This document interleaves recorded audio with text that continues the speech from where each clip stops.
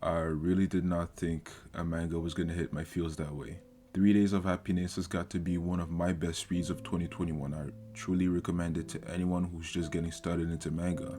The story is of a young man who sells the remainder of his lifespan except for 3 months. But before we start the video, I want to say that my opinion on any manga series and any anime is up for interpretation.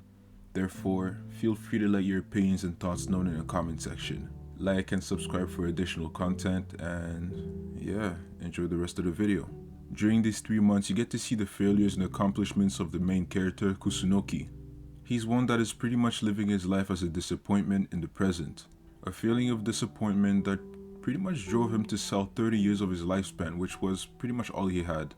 He's not really angry or tormented by his past or anything like that. I would say he's more of a character that's uninterested of wanting to live a certain life.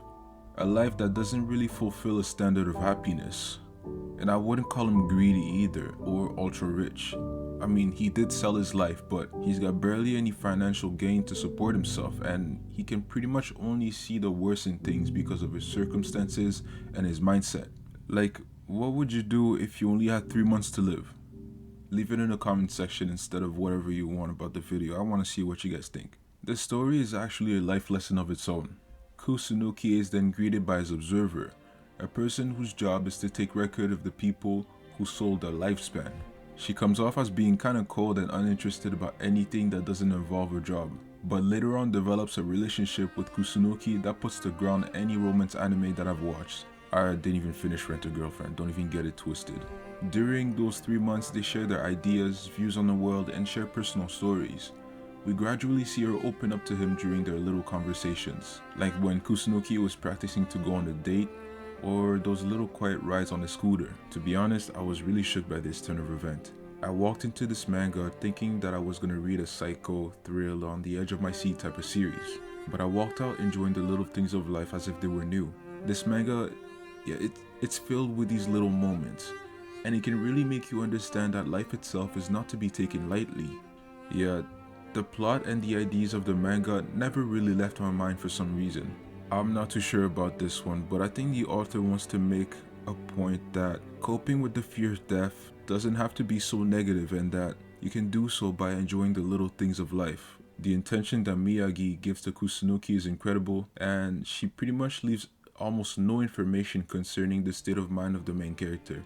In fact, despite her being kind of cold and distant, you can tell that she's enjoying what she's doing. It's really a roller coaster of emotions, and it's like that from the beginning to the end, I'm not gonna lie. The main character then goes and completes a list of the things he wants to accomplish before dying. One of them is meeting with an old friend that he made a promise with, which is why he was practicing with Miyagi to go on a date. I'm definitely not going to spoil this part.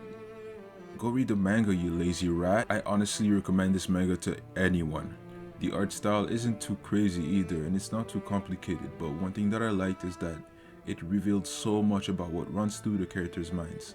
I also really like the white backgrounds. In my opinion, it's something that was really well done in Bleach, and it's something that a lot of artists and mangakas do to accentuate the presence of certain characters. Some might not like it, but if you take the time to read it for yourself, you'll see that it's on a whole different level. It seemed like the author puts in perspective a common fear that most people have, and it really helped me picture what kindness in times of fear really look like. Something that clearly should feel terrifying and dreadful was actually turned into a non-dramatic story of individuals wanting to spend the most genuine time together until the end. Yeah, something like that. I almost forgot. Here's some of the things that I wrote down during my reading.